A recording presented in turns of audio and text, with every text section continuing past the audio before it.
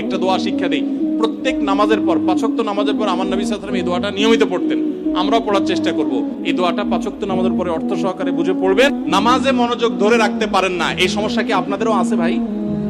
আছে? নামাজে মনোযোগ ধরে রাখতে পারেন না?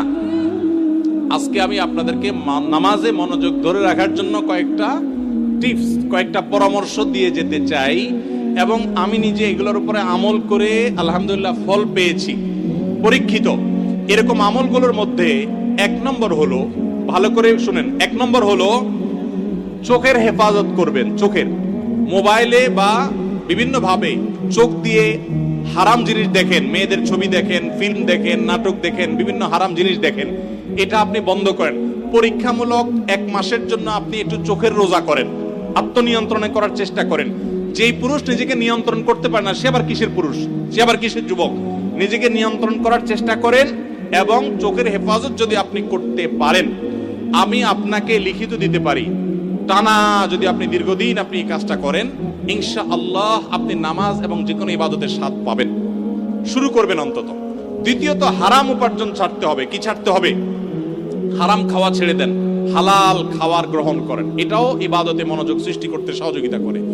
তৃতীয়ত, নামাজের জন্য বিশেষ করে বলতে চাই, এই যে পয়েন্টটা এখন বলতেছি নামাজের মধ্যে, এইটা যদি করেন আর আপনি মনোযোগ না আসে, আপনি আমাকে ব্যক্তিগতভাবে জানায়েন যে আপনি ভুল বলে আসছেন। আমি আলহামদুলিল্লাহ এটার উপরে নিজে 100% উপকারিতা পেয়েছি, অনেককে পরামর্শ দিয়ে তাদের মধ্যে উপকারিতা পেয়েছি। সেটা হলো নামাজের টাইমিংটা বাড়িয়ে দেন, অর্থাৎ দীর্ঘ সময় নিয়ে নামাজ পড়েন।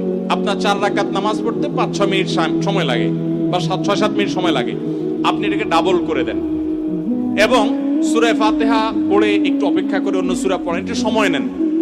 একইভাবে রুকুতে গিয়ে একটু লম্বা সময় ধরে তাসবিহ, সাধারণত আপনি 3 বার তাসবিহ পড়েন, এবার আপনি 6 বার 7 বার পড়েন, 9 বার পড়েন, আরো বেশি করে পড়েন, একটু সময় বেশি নেন।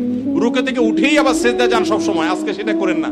রুকু থেকে উঠে একটু দাঁড়ান, একটু অপেক্ষা করেন, একটু দেরি করেন। নবী সাল্লাল্লাহু আলাইহি ওয়াসাল্লাম রুকুতে যে পরিমাণ সময় থাকতেন, রুকু থেকে উঠে দাঁড়িয়ে তার কাছাকাছি, কারিবা মিনহু হাদিসের ভাষ্য, তার কাছাকাছি থাকতেন, অথচ আমরা রুকু থেকে উঠেই দৌড়তেই। তো আপনি উঠে একটু অপেক্ষা করেন, দাঁড়ান, অন্য সময়ের চাইতে ডাবল সময় দাঁড়ান। এভাবে যদি প্রত্যেকটা কাজ আপনি সময় নেন এবং ধীরে ধীরে করেন, ইনশাআল্লাহ বিইذনিল্লাহ আপনি নামাজের মধ্যে মনোযোগ দেখতে পাবেন। 3টা গেল। 4 নম্বর হলো নামাজের মধ্যে যে সূরা কেরাতগুলো পড়েন, এই যে আজকে আমরা 3 কুল সম্পর্কে আপনাদেরকে বললাম, নামাজের দোয়াগুলো, সূরাগুলো, কেরাতগুলো, এগুলোর অর্থটা বোঝার চেষ্টা করবেন। তাহলে নামাজের ভিতরে ওই অর্থের কথা আপনার মাথায় আনতে পারবেন, আপনার মনোযোগ ধরে রাখতে পারবেন। আর আরেকটা পরামর্শ হলো, ইবাদত এবং নামাজে বিশেষ করে মনোযোগ সৃষ্টি করার জন্য আগে থেকে মনোযোগ নষ্টকারী বিষয়গুলো থেকে সরে আসেন। অনেকে আছে মোবাইল টিপতে টিপতে নামাজে দাঁড়ায়, নামাজে ঢোকার আগে, মসজিদে যাওয়ার আগে মোবাইল সুইচ অফ করে ফেলান এবং এরোপ্লেন মোড করে ফেলান, যাতে করে মেসেজ আসলেও টেন না পান। ইনশাআল্লাহ দেখবেন মনোযোগ আসবে। সেই সাথে আল্লাহর কাছে দোয়া করবেন। একটা দোয়া শিক্ষা দেই, প্রত্যেক নামাজের পর, 5 ওয়াক্ত নামাজের পর আমার নবী সাল্লাল্লাহু আলাইহি ওয়াসাল্লাম এই দোয়াটা নিয়মিত পড়তেন। আমরাও পড়ার চেষ্টা করব। আল্লাহুম্মা আইন্নি আলা যিকরিকা ওয়া শুকরিকা ওয়া হুসনি ইবাদাতিক। হে আল্লাহ, আমাকে আপনি সাহায্য করুন, আপনার জিকির যেন করতে পারি, আপনার শুকরিয়া যেন আদায় করতে পারি, এবং আপনার ইবাদতটা যেন সুন্দর মতো আদায় করতে পারি।